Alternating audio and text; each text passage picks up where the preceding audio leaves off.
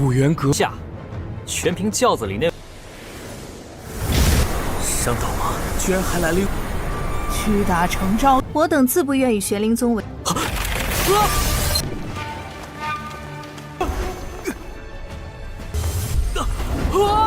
Halo semuanya, selamat datang di Ruang Sinema. Bagaimana kabar kalian semua? Semoga selalu sehat dan baik-baik saja. Sesuai jadwal, jadi pada hari ini kita akan kembali melanjutkan series Donghua Fearless Battle Spirit episode terbaru, yang mana ini adalah episode yang ke-51. Bagi yang baru bergabung dan series ini, kita sudah sediakan playlistnya. Jadi kalian bisa mudah mencari di mana episode awal dari series ini. Sebelum kita mulai episode terbarunya, kita akan melihat dulu apa saja yang telah terjadi pada episode sebelumnya. Tepatnya pada episode 50. Di hari Sabtu kemarin, kita sudah melihat kalau Xingnan berhasil membentuk pil dari kekuatan spiritual saja. Penjaga lantai ketiga memberikan pujian kepadanya dan mempersilahkan Xingnan untuk naik ke lantai atas. Orang-orang di luar sana sama sekali tidak menyangka kalau hanya Xingnan saja yang berhasil bertahan.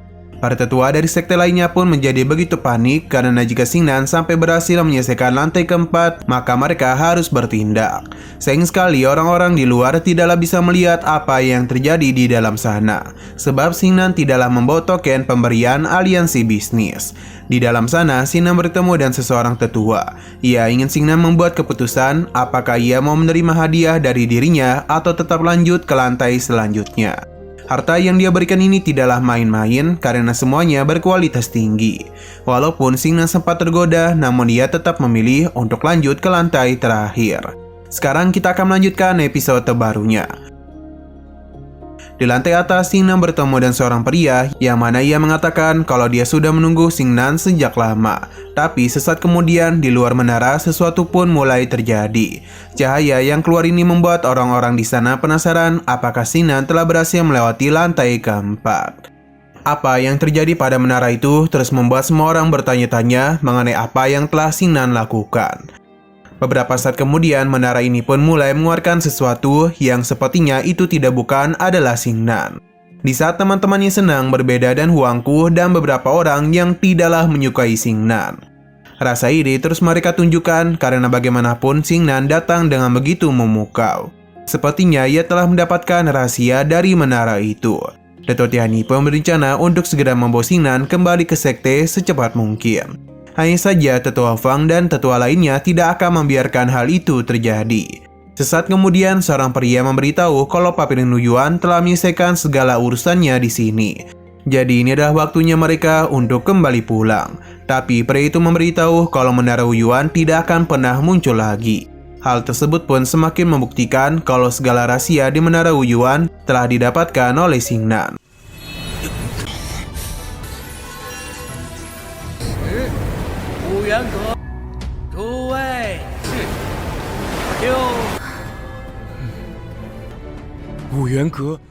Beberapa orang sama sekali tidak bisa menerima hal itu.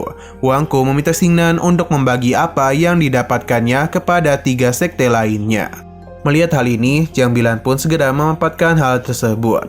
Ia meyakini kalau saat ini Xingnan sedang dalam masalah yang cukup rumit. Jiang Bilan membuat kesepakatan dengan Xingnan. Selama ia mau membagi rahasia yang didapatkannya kepada dirinya, maka Jiang Bilan bisa membantu Xingnan untuk menyelesaikan masalah yang saat ini dia hadapi. Bisa dikatakan kalau kesepakatan ini sangatlah menguntungkan Xingnan. Tetua Fang terus mengancam Xingnan untuk segera mengungkapkan rahasia dari lantai kelima kepada mereka, sebab hilangnya menara Luyuan adalah ulah darinya. Xingnan mengakui kalau ia memang berhasil melewati lantai kelima. Namun di sana tidak ada rahasia ataupun imbalan yang dia dapatkan. Malahan ini bisa dikatakan adalah petaka saja. Apa yang Xingnan katakan tentu tidaklah dipercayai oleh mereka. Karena berdasarkan legenda, menara Luyuan menyimpan begitu banyak rahasia. Ketiga tetua pun mulai melakukan pengepungan. Dato' Tianyi memberikan peringatan jika sampai Xingnan dilukai, maka sama saja dan memulai perang dengan sekte.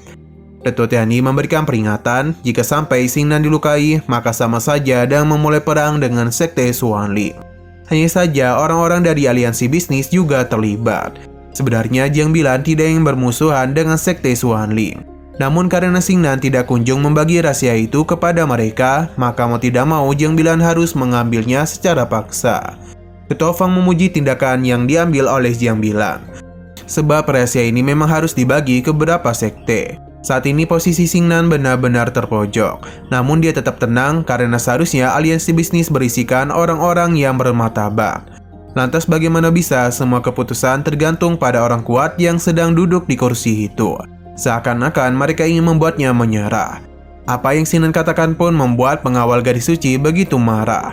Ledakan kekuatan yang dirinya ciptakan berhasil mengejutkan semua orang, karena mereka tidaklah pernah menduga seorang master ternyata hadir di sini.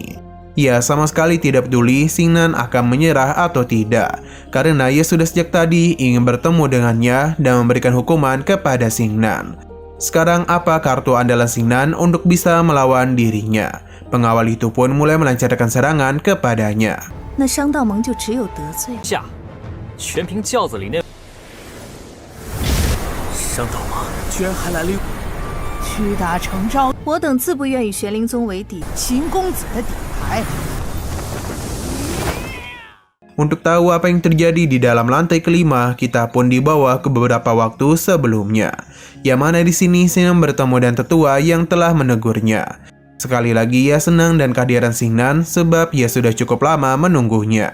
Secara tiba-tiba saja roh Dewa Perang pun keluar, yang mana sepertinya tetua ini memiliki hubungan dengan roh Dewa Perang. Ini tentu saja membuat Xingnan terkejut. Namun tetua ini menyayangkan karena roh Dewa Perang sudah lama kehilangan kejayaannya. Sekarang ia itu hanyalah sepenggal jiwa. Tetua ini pun memberikan Xingnan sebuah teh karena dia tahu untuk kemari Xingnan sudah berjuang cukup keras. Setelah meminum teh itu, tiba-tiba saja Xingnan pun terjatuh. Tapi jatuhnya tidak ke bawah, malah ke atas awan. Xingnan sempat kehilangan kesadaran. Sampai akhirnya dia pun dibawa berpindah ke beberapa alam semesta, yang mana ini terus dirinya alami dalam beberapa waktu. Xingnan tentu tidak tahu apa yang telah terjadi, dan mengapa juga dirinya dibawa ke tempat ini. Sampai akhirnya dia pun dikejutkan dan sebuah sinar yang begitu terang. Ini juga membuat Xingnan kembali dari ruang hampa.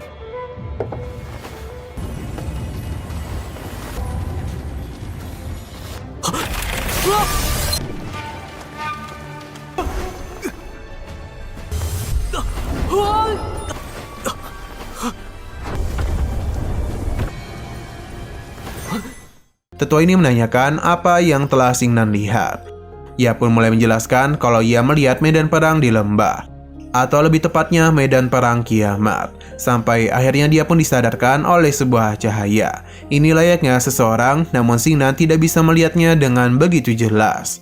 Tetua ini mengajarkan hal tersebut karena ternyata yang Xingnan lihat adalah sisa-sisa ingatan dari roh Dewa Perang. Ini terjadi karena teh yang dia berikan mampu membangkitkan jiwa. Mulai sekarang jiwa Dewa Perang akan membimbing Xingnan untuk menemukan sisa-sisa Dewa Perang yang tersebar. Jika semua ini berhasil Xingnan kumpulkan, maka ia bisa melihat dengan jelas perang yang cukup hebat.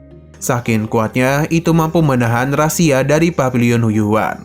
Xingnan merasa maksud dari perkataan tetua ini, dirinya masihlah belum bisa mempelajari teknik rahasia. Tetua ini hanya mengatakan kalau nasib baik dan nasib buruk saling tergantung satu sama lain. Rahasia alam secara alami membutuhkan takdir yang kuat demi bisa bertahan. Mereka harus bisa bertahan dari keserakahan dunia. Seharusnya ini semua hanyalah ujian kecil untuk Xingnan hadapi. Ia akan mendatangi Xingnan ketika dia sudah mampu menghadapi rahasia surga. Setelah mengatakan semua itu, tetua ini pun mengucapkan salam perpisahan kepada Xingnan. Ternyata sejak tadi Xingnan tidaklah berbohong. Kembali ke sisi luar, yang mana Miao Miao begitu kesal karena ada yang berani mengganggu pelayan tampannya.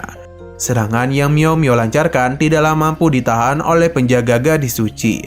Malahan dia itu dibuat terpental cukup jauh olehnya. 何真姬，我自会，后会有期。当本公主不存在吗？